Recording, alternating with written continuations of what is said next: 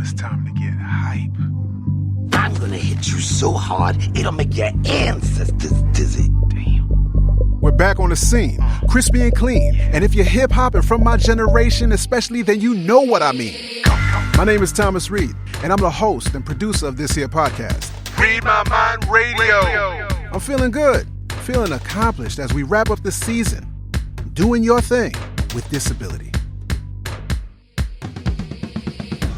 If you've been rocking with Read My Mind Radio, you're very familiar with our commitment to those adjusting to blindness. We often talk about the power of people in that adjustment, the value of their stories and experiences, which include the direct lessons, as well as how it expands our own belief of what is possible. Today, I hope you'll all recognize the additional value and power of individuals who have a shared identity, experience, goals, working together in support of one another, not letting you rest on your strengths alone, but encouraging you to go beyond with all that you have. Today, I'm in my hip-hop mode, so we're going to call it what it is. Your crew, your squad, family. Let's get 'em! Read My mind. Read My mind. Yo, this is Question, man. Artist and producer coming out of East Point, primarily in hip-hop, R&B, EDM. I am a biracial kid with dreadlocks, wearing a long-sleeve blue shirt and some sweatpants right now, chilling in my home studio, just vibing up. I've been blind all my life. I was born with optic nerve hypoplasia. I don't have any vision in my right eye, and I have like a little bit of vision in my left eye. So I read Braille, and I use a lot of accessible and adaptive technology. Did you go to mainstream school? I did both. I went to mainstream school really up until 8th grade, and then I went to Georgia Academy for the Blind until I graduated. I feel like if you go to a blind school your whole life or a school for the blind, you're going to be a little bit sheltered to certain cultural aspects. The concern that I'm sure many people have in enrolling a blind child in a mainstream school is what Question found helpful. It's a little bit easier to kind of duck off, find your own crowd. It'd be a whole lot going on, you know, games and homecoming and like different organizations, different things where you'd be staying after school, clubs and all type of that. They have that on a minimal scale at the blind school because they want everybody to be included, but it's just different. Yeah. So, you know, you do be a little bit sheltered if you don't make a point to step outside of that school for the blind. Inclusion is great, but we also need a chance to find out who we are as an individual, becoming our true selves. Music was a part of that discovery for Question. In fact, it's his interest in different genres that inspired his name. Question. So you're a philosopher? What's the name about? You know, I study a lot of different things. I just really look at myself as a student and as a fan of a lot of different genres. Hip-hop, people like Logic, people like The Roots, De La, Tribe, even Kanye to a degree have just like a certain aura to the music and to what's going on. So that's definitely one of the aesthetics that I have as a part of my material. I think I read that you kind of refer to yourself as a hippie. Yeah, for sure. Less 1960s or early 70s hippie, and more like the Tribe Called Quest, De La Soul style. Tell me a little bit about your introduction to music and then specifically rap. I don't know if rap was first. Yeah, I think rap was first. So to break it all the way down, so my mom is white, my dad is black. I was with my mom a lot of the time. You know, she a single parent. I know my dad, everything cool. My mom is a crazy hip-hop head. Like, she really the one that put me on a lot of the first music I was listening to. So she raised me up going to concerts. Like, she went to see Goody Mob when she was pregnant. And then she was listening to, like, The Roots and Biggie and just different people in that era. Jay-Z, Bahamadia, Helter Skelter. And she was just, like, around a lot of artists that was in cyphers. She was just, like, connected to that culture. She wasn't in music herself, but she would just always knew that was a vibe. So it low-key, like, curated that energy in me, like, right from jump. Helter Skelter. Okay. That's a name I don't hear being dropped. She definitely deep into it. She my manager. So, like, because of that, she's now grown in her understanding of the industry. 5 years ago, it was nothing but just, like, being a fan, being just appreciative of everything. But now, because of just the way things move, it's become like a professional thing. It began, however, with a natural interest and love for the music. At 3 years old, he was copying melodies and beats heard on the radio using toy keyboards, always asking those he was with to turn on the radio, play a CD. He wanted music. He learned drums and percussions, taught himself keyboards. After hearing a song by Ludacris and Trina that featured a violin, he wanted to join the orchestra, but was dissuaded from pursuing the instrument. No, you can't do it because the string part is too hard for people to read. And if you try to read the Braille, like, you can't read it and play it at the same time. And then they was like, you could do the drums. And it was like, I already do the drums. I had been playing drums from young too. I have like djembes and congas, and I got a drum set in my house. I was kind of like, nah, I wanted to do strings. I wanted to do violin. So they didn't let me do it. It's kind of weird. Fortunately, that didn't stop Question from pursuing music. He continued to be inspired from those things within his reach. I used to remember like listening to CDs in the stereo of Rick Ross, Wayne, Jay-Z, whatever. And then I could like burn my beats to a CD and just go play it in that same stereo. And it's like, I'm on a CD. It didn't really matter how good it was because it was me. And I had done this and I had brought something that was in my head into a form that everybody else could interact with, whether they like it or they don't. It's like, now it's here and it wasn't before. And that's like a crazy thing to me to this day. Whether you're a kid or not, sometimes the things we think about or aspire to seem mysterious or out of reach. Remove the veil and we begin to realize that it is attainable. That can definitely provide the fuel needed to work on the craft. Talk to me about some of that work. You're spending a lot of time in your room, you got some equipment, you're producing. Talk to me about some of your early stuff and how you've seen that change over the years. I was in about middle school, like when I started really producing and getting into recording myself and exploring effects and making beats and all that type of thing. That's when I really got my first computer and really just got competent using a screen reader, just navigating the internet, doing things independently. You see how this young brother just dropped that on y'all? That's the work I refer to. I don't care what work, art, or hobby you're trying to do. If you're someone who is blind or low vision and you haven't adapted to your technology, you're limiting yourself. I made my first beats on a sound recorder program in Windows. I just took my iPod, hooked it up to my computer, and then I played songs that had some drums at the beginning, and I take like the hi-hat from one of them, take the clap from another one, take the kick, and then like make a pattern. And I take Beethoven, the sample, out of the folder on the XP computer and just make the beat, paste the sample in a different way, take little parts of it, chop it over the drums, and then I record over it. I was just making little freestyles, and the quality was crazy bad because it was just sound recorded. Hearing that difference didn't discourage him. Rather, it drove him to improve his sound. I started hearing a difference between what I was making and what my inspirations was making. Like, at that time, I was a kid, Soulja Boy was out going crazy. So I had like his albums. His was one of the ones I was like taking the drums from. So I listened to what I made and be like, why it don't sound like the same thing? Like, I just got the drums from right here. So what's going on? You know what I'm saying? So like, I started figuring out like, okay, if I get a better program, if I learn what different things mean, started learning about like compression and just like being around people. I would get around my friends and they might say something, say a term like, oh, did you use a compressor on this? And I might be like, yeah, knowing damn well I don't know nothing about no compressor. And then I go look and I see what the compressor is in the program I'm using and I start messing with it, figuring out the difference. What does it do? What does it change? And then I figure out how to incorporate it. What were you using in the beginning? I know that's not in sound recorder. So. Yeah, I went from sound recorder up to Sony Soundforge 8. Okay. Not everyone geeks out on audio production like me. What you need to know is that there were, let's say, better tools for the job, but those tools weren't accessible to Question. It's as though he was making a smoothie by hand, while others had their sophisticated electric blender. If you want to do something bad enough, you're going to find a way to do it with what you got. It's not the clippers, it's the barber. You can always find a way to make it happen. When you're passionate about something, you don't think about time. I got lost in it. I started making music, whole music out of one sound. Like take a sine wave, which is just like a tone. It's like the tone that they use to bleep somebody out on TV. I take like a long version of that and figure out how to make drums out of it and make a bass out of it and make melodies out of it and chords and everything just in Soundforge. We're not even like a keyboard. And learning how to like basically match my peers and people who are making beats with just Soundforge. And eventually, what I figured out is that process that I was using in SoundForge just took too long to beat build. So I switched to Reaper.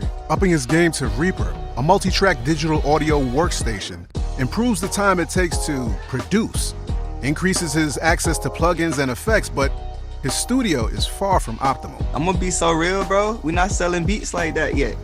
All of that is coming. You know what I'm saying? And I'm gonna get to that. But right now, we just doing what we got to do. Yo, I love that you said that, because there's a lot of people who are like, when I get fill in the blank, when I get my technology, when I get that piece of software. Some people would have been like, oh, I can't mess with this on sound recorder, but nah, you starting and you working with what you have. What's that all about? I do believe in saying when, but only in certain circumstances. Like, I believe in when over if.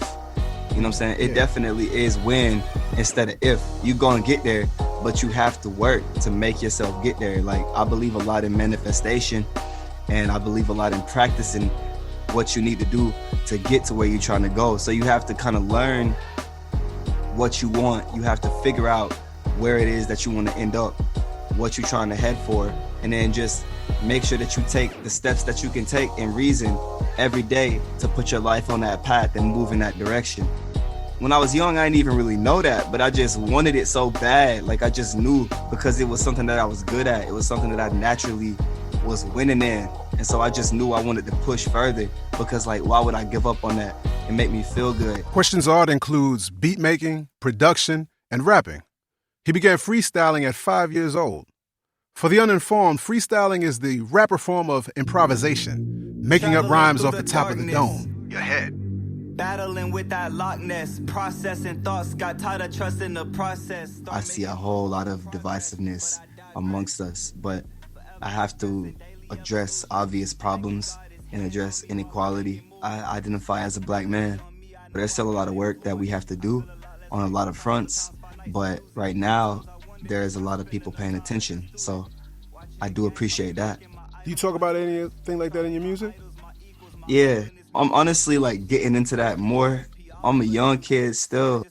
You could be 25 and you can be like stressed and damn near tired of the world and like know so much from your life experience that you feel like you're 40. Or you can be 25 and you can just be like having the best time, partying every day, enjoying life, having fun, feeling like you're 18.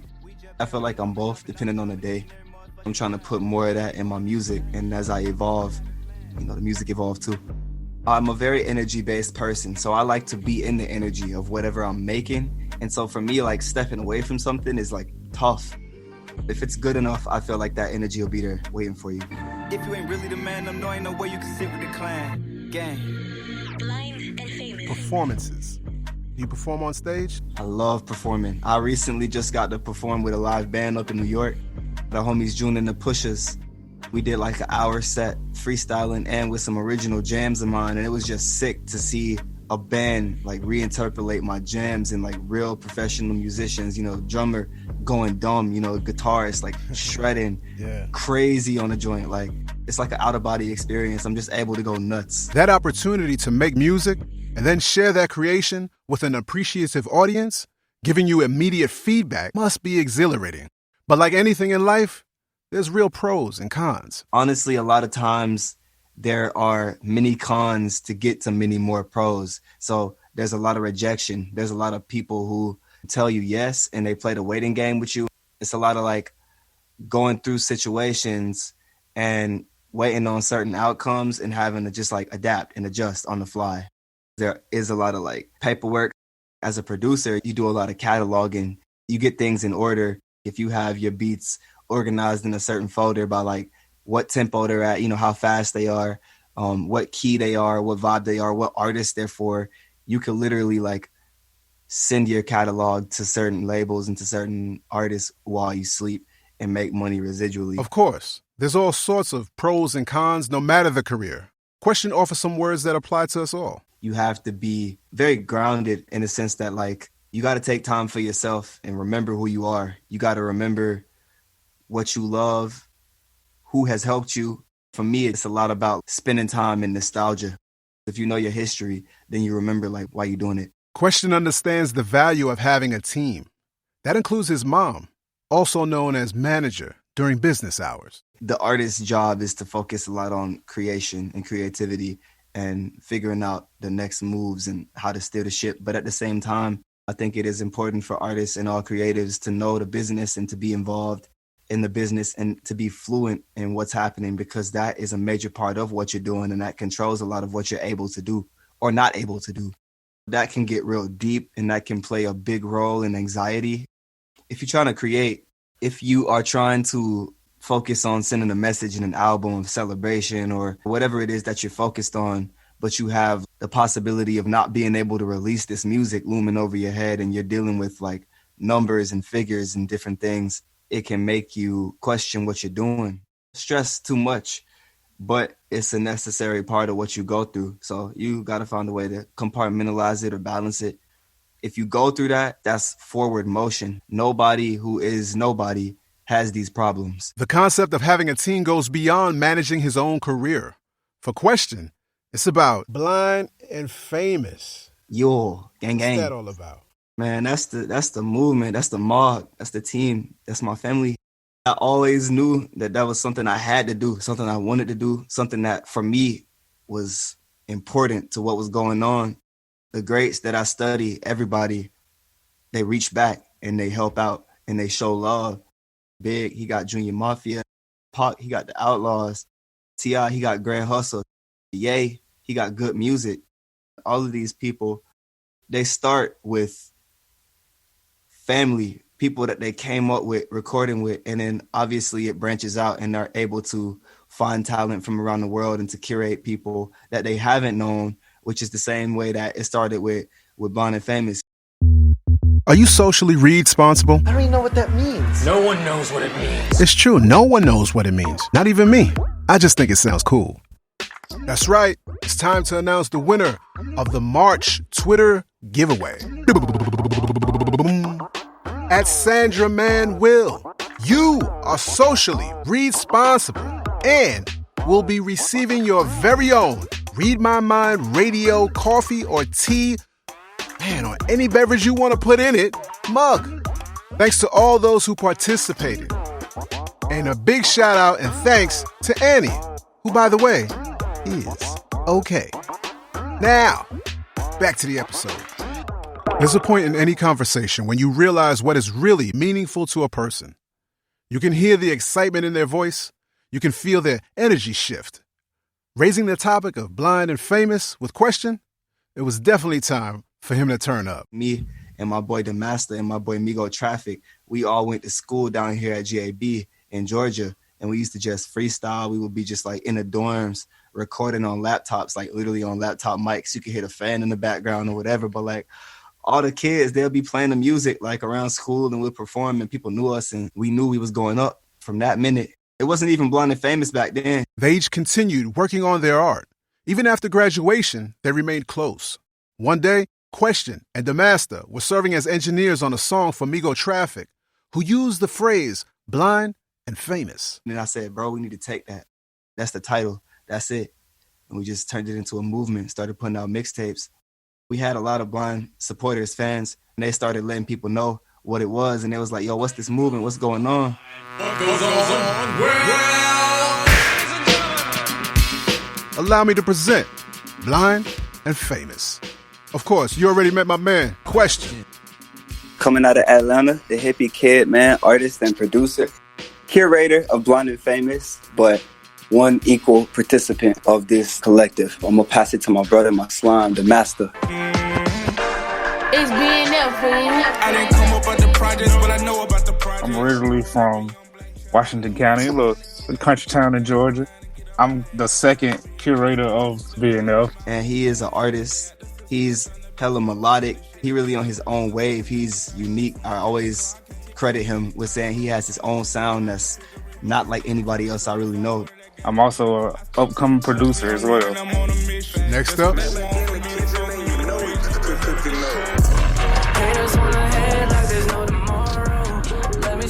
Yo, what's happening? My name is Matt Mack. I am a music producer and recording artist based out of Garden Hill First Nation up in Canada. I'm First Nation born to make music full time for sure. You can go stream all his projects right now on Spotify. He's going nuts. Mac, let me get that. Kick back, blow down on the sick pack. Flip My rap, boy's get back, let me Label. hit that. BNF is the gang, did you get that? You mismatched, I'm on top of the game. Full of fortune, what you feel my fame. Label scorching, yeah, you feel my flames. Blind and famous, yeah, you know the name, that's it. Label, born and raised in Jersey. I am a radio show host, podcaster. I also sing, rap, and I'm getting back into the producing side of things. J Mouse out of Arizona, but he travels internationally with a couple bands actually. Been a part of this collective for like 2 years. I do a lot of stuff in the music industry. He is a producer, primarily R&B, drill, hip hop, trap. He's a musician. I play guitar, piano, bass. I'm a drummer, harmonica. I used to play saxophone too.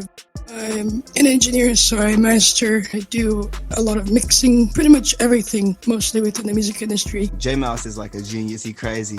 Let's jump across the pond to the latest member of the crew. I'm Pete X in the lab, aka the laziest producer in the world, all the way in the UK from Liverpool, learning to engineering and all that stuff, but mainly just do a lot of producing. The drill genre has been taking a lot of places by storm over the past few years. UK drill, New York drill, Australian drill, and the UK really is who kind of innovated and advanced it. And Dex brings us a lot of knowledge and know-how, and just like really being in that scene and connected shows us what's really going on. What's going on? This is Gia Goldfingers. I'm a producer. I'm also a musician. I play keys, drums. I'm a mix engineer as well. I do mixing and mastering and all that stuff as well. So between all of us, we got everything pretty much we need in-house. I'm down here in Virginia. I'm on that Missy Timberland type vibe, you know, that boom bap stuff. I'm the oldest member of the group. I'm in my 40s. I've known Question, man, since he was like 14, no cap, something like that. Mm-hmm. Me and him used to mess around in SoundForge, and he showed me a few things. And ever since then, I knew that this kid was going to do something. And this is the whole squad, right? Is anybody missing? Yeah, Migo Traffic is missing. I love that name. I assume he has a friendly flow, or perhaps his style makes other rappers slow down or stay in their lane. Unfortunately, the brother who first dropped Blind and Famous in a verse couldn't join the cypher. Alright, it really wasn't a cypher. There was no exchange of bars or raps, but honestly, if this were in person, it would have been on. And I'm telling you right now, I keep a hot 16 ready to go, just in case. Exchanging beats, rhymes, and hooks, song concepts, that's what they do, together, making music, remotely. We use something like this, like a conferencing app, but the one we use is called Team Talk. It's real common in the blind community. We basically just go in there and we'll send the audio from our computer through, so that if we're making beats or if we're playing beats, everybody that's using that program can hear what we're doing. So we'll just bounce ideas back and forth. We got the group text too. It's real family oriented. We talk a lot through the day. People just put beats in there, put songs in there. And then it's like, okay, I want to get a feature on this. I want to collab on this. The magic of collaborating is that each person brings their own creativity and idea to the track. Label explains more about the process. If a beat is sent, it's open to anybody, kind of first come, first serve type of deal. And then we all kind of come together and say, all right, I think these people would sound good on it. It's a thing of pushing each other. And then we use like an online platform like Dropbox, and we just drop sessions back and forth to each other. The use of technology has been absolutely beautiful to be able to get a lot of these things done. Because we know each other so well, we know what type of tracks each other likes, as far as like if I want to question the feature on something, I know what type of stuff that he's into. And then we also kind of branch out, like we'll try something, he'll try something different. The creative process is organized, but it's all over the place at the same time. So many moving parts going at once, but it's organized chaos. I love it though. We all have like hella projects going at one time. We'll have like a few different ideas. We start making songs, and then like we might have Matt got a project that's about to come out under his management. So it's like, all right, everybody, let's sit down. Let's write for Matt. Let's produce for Matt. Let's make sure Matt got everything that he needs. Let's make sure that he feels good about where he's at. Because the thing that we always want to do is make sure that each person is getting their fair shake and getting, the love from everybody as far as like collaboration, promotion, appreciation, that real reciprocal type of thing. That's fire, man. I had to Can ask y'all the take me squad to through, take like, me a through an song example of the that you process have? using an Anybody can actual start it. production. Matt, Y'all on it? what about Run It? Bro, you know the vibes are getting lit for sure. Oh, you don't need another one, Matt. That beat was produced by PDX and JMOS over here. Originally, me and Johnny were having a session. We were just chilling.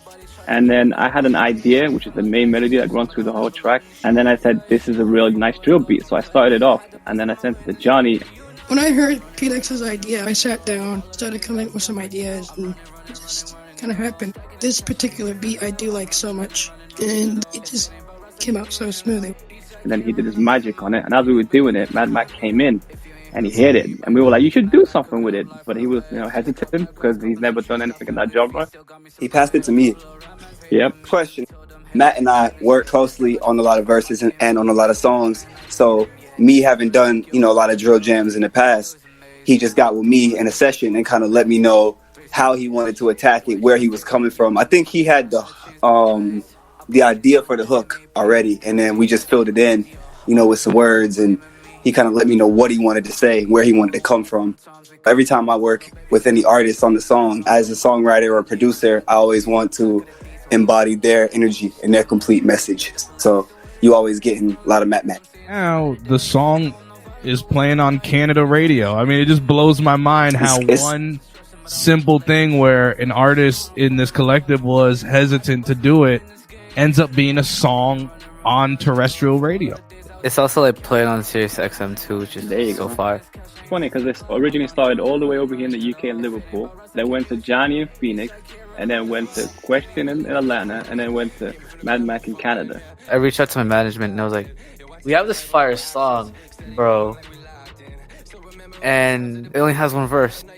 And like, okay, this is pretty fire. I think I might have someone in mind. He got me connected to Cade Jones. He's not a part of the collective. He's actually someone doing his thing here in his city, specifically Winnipeg. It's where most of my music videos are shot right now. Big shout out to Winnipeg. He got on the second verse and just been doing some fire numbers. 40,000 views on YouTube for the official. You could go look it up on Spotify too. It's doing the same type of crazy joints on Spotify too. Crazy. That particular song was a whole team effort. This is so fire being able to work with these guys.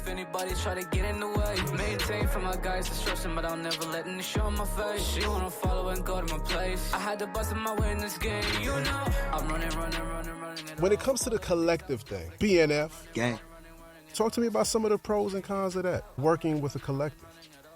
Yeah, man. Working with a collective helps in a lot of ways. I believe that when you have a project, it's always a good idea to get more than a couple perspectives on it, because the more people that you allow in that have, a bit of an accomplished ear, they can let you know things that a listener is going to let you know. If you can work on a project with a team, it allows you to really focus on your strengths, and people can highlight things that you might not know, and you can point out things, and you get a lot of versatility because people bring ideas from all sides of the world. There's the added bonus of learning from one another. That could be new genres, styles, process, and more. The master mentioned he decided to begin doing more production. Man, it is phenomenal. I feel like I be listening to these guys a lot. It helps like with different sound selection and stuff. Like it influenced the producing side and also like audio engineering. He picks it up quick. People go through this like trash phase. Like I talk about it a lot. Like when you first start out making beats or doing anything, like you're trash. Right. But he kind of was able to get the ear for the sound selection a lot faster than a lot of people. Like set him up for success. Personally, knowing Q the longest, I always wanted to see him make beats because he always had dope suggestions. When I was making beats, he'll be like, "Hey, put this in there, add this." I'm like, bro, like you need to be doing it. He told me that. He told me that on numerous occasions. Driving and shit, Take the wheel. Take the wheel. Right. It's truly a blessing, man. I really enjoy it. It helps with a lot, like stress or anything, man. Like I just make a beat or make a song and I just feel better. Team, family, with any sort of group, you're going to have disagreements. While there's no hierarchical structure to BNF, I asked Goldfingers, As the person with the most life experience in the squad, if he had a specific approach to problem solving. You really got to exercise a lot of diplomacy. Instead of putting somebody down for what they can't do, take what they can do and try to strengthen that. Bars. The cons really it can be hard to organize sometimes being virtual. We don't really have the time to get in the studio and just chill or have a meal or just go and do something, just chop it up the way that I like to build with a lot of artists. Spending time with one another in person helps build the relationships. This increases trust, which can help that creativity flow. Question is hoping that there will be opportunities for the squad to build and create under one roof. He's made music in person with The Master, Amigo Traffic, of course. Prior to Matt Mac traveling out to Atlanta, the two used the NFB National Conference as a way of connecting to make music. Technology for making music now so portable, a hotel room can be a decent substitute for the studio. GF, aka Goldfingers, not only uses his knowledge and experience as a producer and musician to create, he's teaching as well. I actually am an instructor for a company called IC Music, based out of Chicago. Shout out to Byron Harden and the crew over at IC Music. We educate blind individuals, and I think we're actually about to start taking everybody, sighted, blind, it doesn't matter. We train them on music technology. We teach you everything from how to use your Mac computer all the way up to mixing and mastering. We teach you about the business. Today, there are so many more options for working with audio, both on the Mac and PC side. In fact, you even have some pretty good options on your iPhone or iPad. My personal choice continues to be Reaper on the PC. This label, I also want to give credit to a lot of people in the blind community from all over the world who take time out to create accessible scripts and add-ons for screen readers that do specific things and read screens that we otherwise wouldn't have been able to read, to be able to make these little scripts and add-ons for us to use stuff like Reaper and get the full functionality as if we were in a real studio working off of desks with Pro Tools. I mean, it's just beautiful. And it's an amazing Pro thing. Tools is also accessible. Yeah, Pro Tools on the Mac is accessible, so that's an option for many. Even just within the past 5 years or so, more companies specializing in music hardware and software, like virtual instruments and plugins, are getting on board with accessibility. Here's GF. Native Instruments, Arturia, Ableton, these companies are approaching us and actually listening to us, listening to our needs, and working through it and making these things accessible. You're absolutely right. 5 years ago, I wouldn't have been able to even touch machine and make beats and stuff. Nowadays, that's primarily what I use to make beats is machine from Native Instruments. Very slowly, the standard is becoming accessibility out of the box, like seamless accessibility. VoiceOver on the iPhone is a great example. I think in another decade, people are going to be taking disability culture that much more seriously. Often the conversation of access is about our consumption, but we're makers too. Access to the tools gives more of us the chance to creatively tell our stories, share our experiences, and contribute to culture. Culture can resonate through society, influencing things like policy, which can enable even more inclusion and effect more change. Question joined up with another Read My Mind radio alumni, Lachi, to even further expand his influence and that of all musicians with disabilities. The organization is called Rampt. That's RAMPD, or Recording Artists and Music Professionals with Disabilities. I'm one of the founding members. We basically trying to make sure that everybody is paying attention and taking heed to what people with disabilities need. And we're also trying to be a resource for people with disabilities so that they have somewhere that they can feel appreciated, accepted, and find ways to tap in with the industry and get professional opportunities and places to work. It's a lot of professionals that's down with us, people that are already down with the Grammys and with the Recording Academy, accomplished musicians that got music out. It's nothing to sneeze at. Make sure y'all pay attention to Ramp and follow us at @rampedup_. Show love. We showing love back. That love extends out in the form of advice to even younger artists developing their craft right now in middle and high school. The best thing I can say is have fun and try to really like go to your limits, push your limits a little bit, influence each other, big each other up, support each other, make sure everybody eating, make sure everybody got a way to express what it is they're doing. Because even if somebody's not an artist, they might know how to promote. They might know how to be a cameraman. Some people have low vision. Like Migo Traffic, he's one of the best that we know at promoting and just on the social media because he's real good with the graphics. He's real good at knowing what people want to see, knowing how things are going to come across. So there can be a different spot for all the homies. If somebody going to be there doing something, make sure they're doing something. Don't let people be around just like not contributing to nothing. We are all influenced by the people we keep around us. That's dope. You might have some aspiring rappers, musicians who are blind listening like, damn, yo, I want to be down. How do you curate people into BNF? We look for people that's real hungry. It's just a matter of having some music that we can hear or having a way for us to hear your talent. If we feel like you got a dope energy and something that's really, really raw, you know what I'm saying, really ill, then we definitely gonna rock with you. Even if it's not a thing where we could rock with you all of the time in the collective, we collaborate with a lot of different people. Everybody doesn't fit the aesthetic of the collective, or they might not want to be down with the collective. They may have their own movement. I ain't trying to force nobody into nothing. Right now, people don't have no paper sign. We might do a deal at some point for an album just to make sure everybody get the right type of income. I never wanted to feel like nobody can't go off and get their own money. I always respect people's own hustle. The squad has been putting out EPs every December and is currently up to BNF 5. On our YouTube channel, Blind and Famous, you can check the whole playlist, listen to their jams. In addition to working on more music collectively as well as on their own, they're hopeful for the day they can get out on the road for live performances. We're a collective. We're not really a music group or a band. We got a lot of jams together, but like there's room for everybody to shine individually. But that collective and that full body is still very important. I would love to do a whole showcase or a tour where everybody has a set and where we can feature each other and kind of everybody gets to direct what's going on within their own space. For those in my generation, the collective concept probably brings to mind Native Tongue. You know, Tribe Called Quest, De La, the JBs. For younger listeners, perhaps Internet Money. They have like a whole bunch of like producers on their team, and they have like a whole bunch of like artists on their team.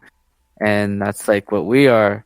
And I could definitely like see a lot of similarities to us because Internet Money like works with each other a lot, and they go back and forth with like loops and beat collabs. Like with us, they're an internet collective. They were doing all that online. Look, I can't lie, y'all. I really enjoyed the energy of talking to the BNF squad. This was one of those times where I'm telling you, I wish the interviews were taking place in person. I'm thinking it would have been a full-blown cypher, just freestyling over some beats.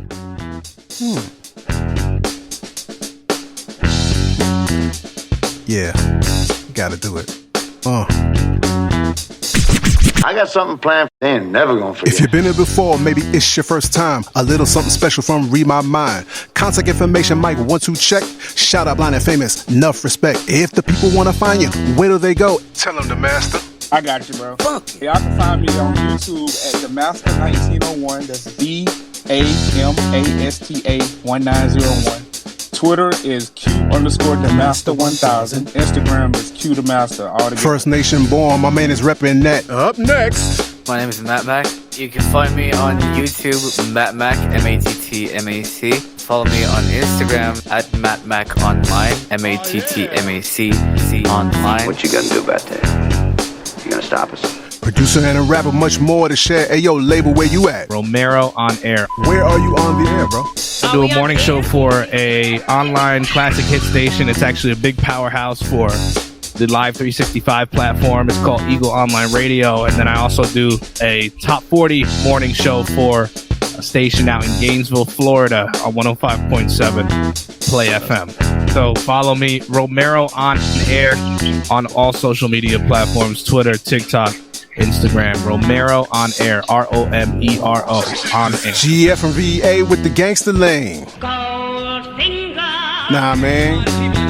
I'm working on opening up a commercial studio here in the area. It's a studio and rehearsal space as well as a multi-purpose like venue. When everybody gets big, BNF has a place to record, so we good. you spell that name? No need to guess. GOLD. FINGAS. On Instagram, it's the same thing. Goldfingers 1976. Yeah, that's it. Now one had to leave before we were done. J Mouse, my man's always on the run. He's a touring musician, travels near and far. On Twitter at JC Steel Guitar. Across the pond where the connection failed. He's in Liverpool, so he got to prevail. They call elevators lifts, the vax the jab. What's your name, bruv? I'm P-Dex in the lab. You know how I do this? Very cool.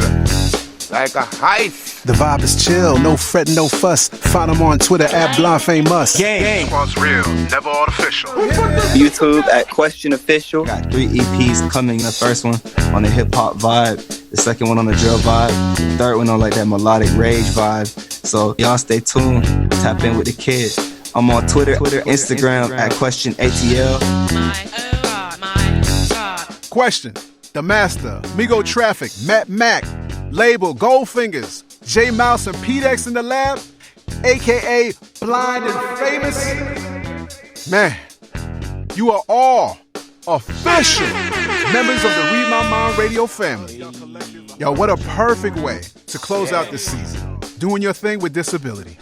Like adjusting to blindness. Disability in general, it's not something we actually do on our own. When you have a squad, a team, a family that you can call on to lift you up when necessary, doesn't that sound like a better experience? I'm inspired by these young cats doing their thing. It doesn't appear to be dictated by anyone but them. Together, I can't wait to hear more from all of them as they continue on their journey. So look, this is family now, y'all. So join me in sending positive energy their way. As mentioned, this is the last episode of the Doing Your Thing with Disability season. We'll be back in June with the next season. In the meantime, if you're not subscribed, you should really ask yourself, what are you doing with your life? All you have to do is hit the button that says subscribe or follow in your favorite podcast app. Tell a friend and tell them to tell another friend to do the same. We have transcripts and more on readmymind.com. Alright? Now if you family, I need you to stop what you're doing right now. I'm dead serious. If you family, I need you to stop what you're doing right now and say it with me. That's R to the E. I. D, and that's me in the place to be. Like my last name. Peace, fam. Gang.